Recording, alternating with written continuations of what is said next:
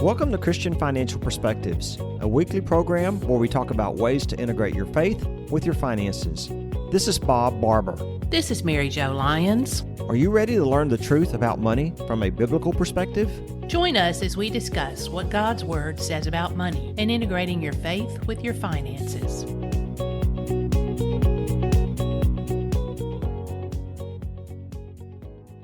If it's your first time listening, welcome to the program. And if you're a returning listener, welcome back. Today's podcast is going to be very educational and informative on a very complicated but extremely important topic. So we urge you to listen, as it could mean the difference between chaos or an orderly process in one of the most extreme times of stress. So what's in a name?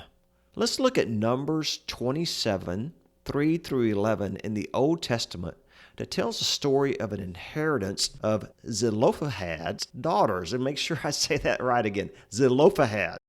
So here's what Numbers 27, 3 through 11 says. Our father died in the wilderness. He was not among Korah's followers who banded together against the Lord, but he died for his own sin and left no sons. Why should our father's name disappear from his clan because he had no son? Give us property among our father's relatives. So Moses brought their case before the Lord, and the Lord said to him, What Zelophehad's daughters are saying is right. You must certainly give them property as an inheritance among their father's relatives and give their father's inheritance to them. Say to the Israelites, if a man dies and leaves no son, give his inheritance to his daughter. If he has no daughter, give his inheritance to his brothers. If he has no brothers, give his inheritance to his father's brothers. If his father has no brothers, give his inheritance to the nearest relative in his clan, that he may possess it. This is to have the force of law for the Israelites, as the Lord commanded Moses. That is so interesting, and how women and the laws have changed over time. I love the scripture. Thank you. It is, and I figured out how to say Zelophehad. That's a tongue twister for sure. That's a tongue twister. Say that one 10 times in a row fast. But you know, when it comes to your financial accounts, names are really important. Names mean things. How accounts are titled and how beneficiaries are listed is critical. The term titling refers to the legal form of asset ownership. So on today's Christian Financial Perspectives, we're going to be talking about understanding what these mean, why they are important, and what happens when they go wrong. Titling of accounts and beneficiary designations are two of the first steps in Financial Planning 101. Yeah, today's podcast is a really important topic, and it's also complex. So we're going to do our best to simplify this and explain any terms that might not be familiar to you. We're going to use some examples that hopefully will hit home for you. And if you have any questions, please, as always, give us a call at 830-609-6986 during business hours, or visit us on our website at ciswealth.com. The important thing to remember is to get help and ask those questions and seek the advice of an estate planning attorney as well as your financial advisor. So let's look at this. At death, property passes in basically one of 5 ways. By law, by named beneficiaries like in an IRA or a 401k, under the direction of the deceased through a will, which is administered through the courts by a process we call probate, under the direction of the deceased through a trust, which is another type of legal document administered by a third party, and or according to the laws of the state if there's no will, and this is known as intestate. When assets are not titled correctly, property might not pass to the intended heirs. The form of ownership in which we take title to property can significantly affect the way the property is taxed, passed down to others at death, or divided in the event of a divorce. There are pros and cons, benefits and consequences to how property is titled. So by property, we're referring to investment accounts, savings accounts, real property such as a home, land, a ranch, maybe a vacation home, even a boat. You know, in my household, I've always had this saying with my husband, His, hers, mine, and ours. And we often joke, so what is mine, what is mine, and what is ours is mine. But, that's all in good fun. But when it comes to titling of assets, it's really not a joking matter. That's kind of Rachel's philosophy, too. I figured as much. Us girls, we got to stick together. Exactly. So let's start with the titling of all your assets and accounts or account registrations. When two or more people own property, generally the options for title are joint tenancy with right of survivorship or tenancy in common. And so if you go down to your bank and you open up a bank account, a joint account, this is the type of account it's going to be. So keep in mind for the purposes of titling that tenant, that's a term used to describe an owner, not a renter, which you can get mixed up in because we're used to hearing tenant. But in the case today, again, it's a term used to describe an owner, which can be a little confusing. Joint ownership can get really messy in the event of a divorce, a second marriage, children that come from multiple marriages, adoption, and blended families of all types. In today's world, that is what we are dealing with more often than not. So it's important to understand the different types of ownership so you know that when a change may be needed in order to accomplish your goals and what you want to have happen with your property. And as you say that, it's so true today, especially because we're living longer. So one spouse outlives another spouse and gets remarried, and they both have children. So that's so important for everybody to keep that on their mind as we're going through this. Absolutely. There's joint tenancy with right of survivorship, or you might see the abbreviated and acronym as WROS. And that means when one of the joint tenants dies, the other owner takes control of the entire property. So you own it together, one dies, it's easy. It goes to that person that's living. The title states that two or more parties have simultaneous ownership. This is most commonly used between spouses or siblings, like in a joint bank account. The deceased owner can pass none of it to anyone but the joint tenants. And spouses often agree that all or part of their community property will become the property of the surviving spouse upon the death of a spouse. Usually that's the case, but not always. So this type of agreement must be in writing, signed by both parties, describing the community property subject to the agreement, like banking accounts, investment accounts, etc., and include the appropriate language such as joint with right of survivor, which means it will become the property of the survivor or shall pass to the surviving spouse. Bob, if these statutory requirements are met, then the courts can't intervene. So transfer of ownership in this case, it's not subject to the terms of the spouse's will. Ownership reverts to the titling of the assets, and that's the important thing you have to remember. So joint tenant with rights of survivorship is important because it eliminates the need for those assets to be probated through the courts. The information remains private. It's not out there for public display. Ownership in this form dictates that all property interest goes automatically to the surviving spouse or co-tenant. This is so important. As an example, when you buy a car or you buy anything like that, you want to buy it as a joint with right of survivorship. Otherwise, it's going to have to go through probate, and you don't want to make life more complicated than it needs to be. So the next is tenants in common. That's another form of ownership that's commonly used for business partners. So an example is when a partner dies, his or her share of the business passes directly to his heirs as his will or living trust directs. Each party may freely sell, pass by will, lease, or otherwise transfer their interests in a business under a tenant in common, as we're speaking about. If a business partner dies without a will, the state determines how the business interest is distributed.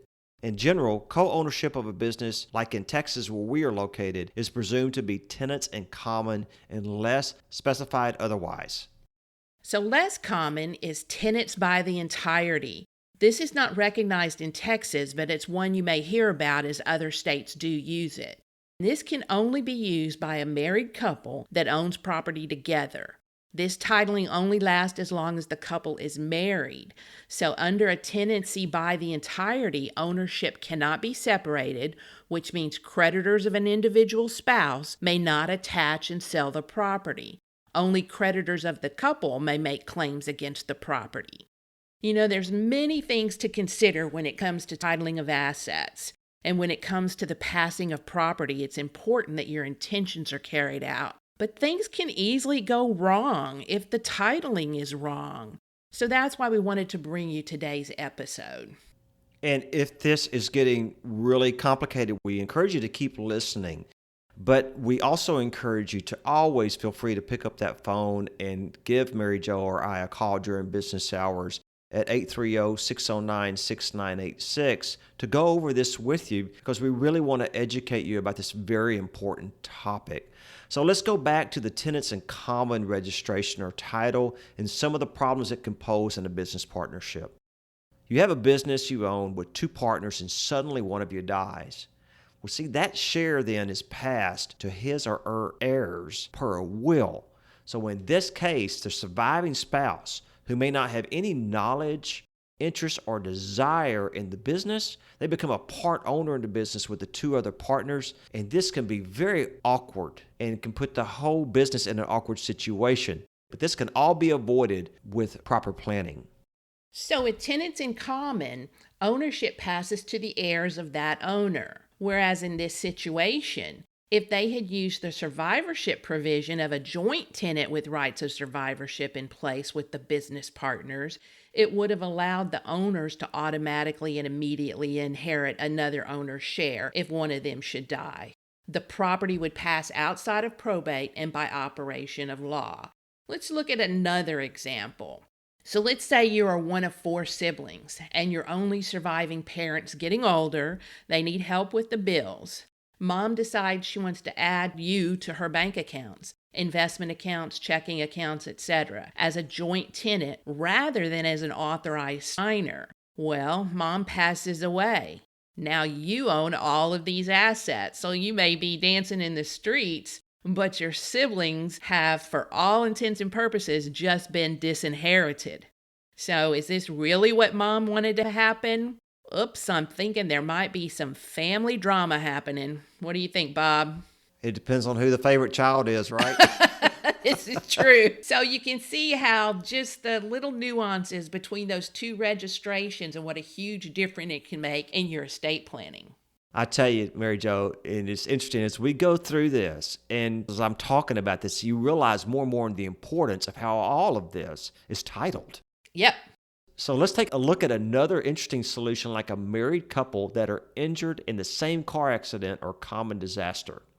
When assets are titled joint with right of survivorship, the surviving spouse, in this case, must survive the deceased one by at least 120 hours or 5 days.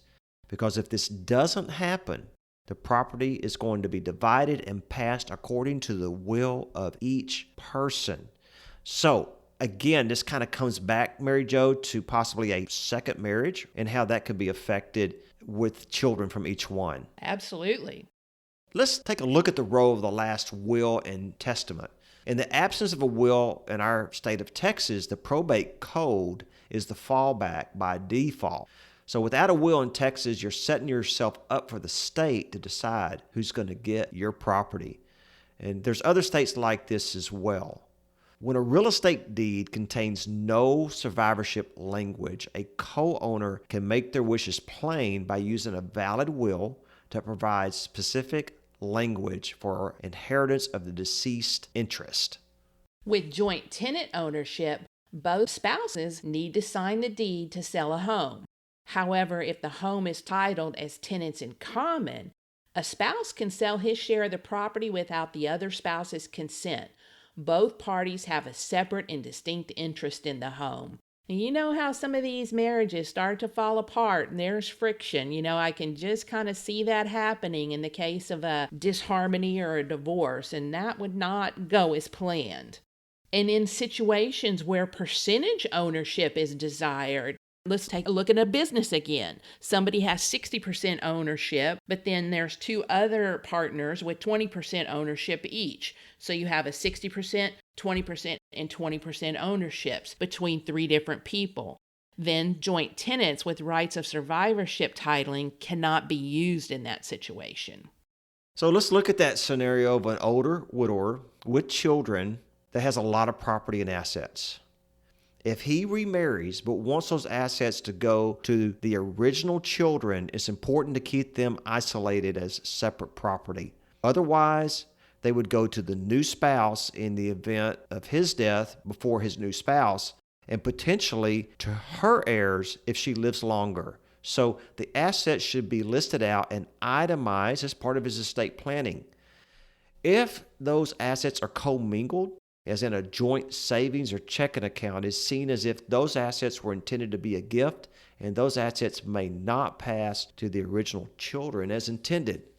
It does not even have to be formal. Merely treating certain personal property as if you both own it could accomplish the same thing.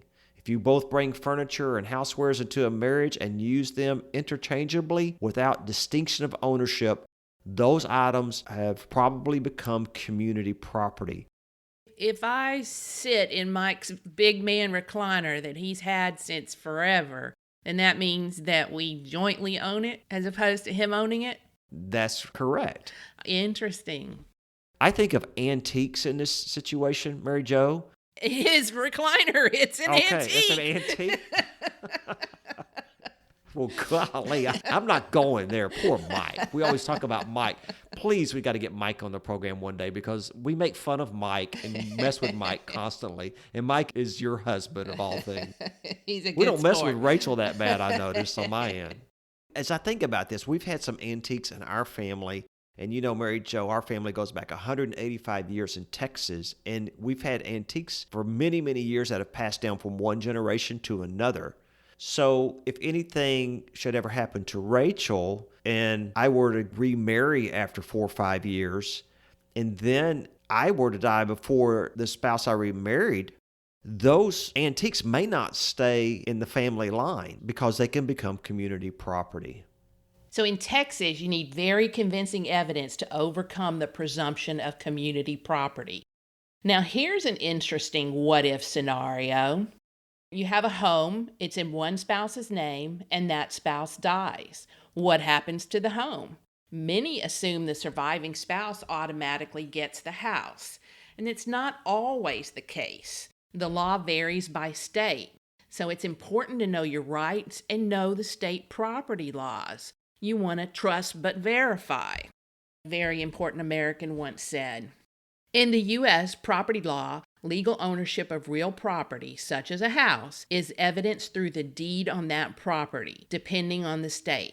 If you are not listed on the deed of that property, you are not considered its legal owner, even if you're paying the mortgage. So your participation in paying that mortgage doesn't mean that you are going to actually have ownership unless your name is on that property.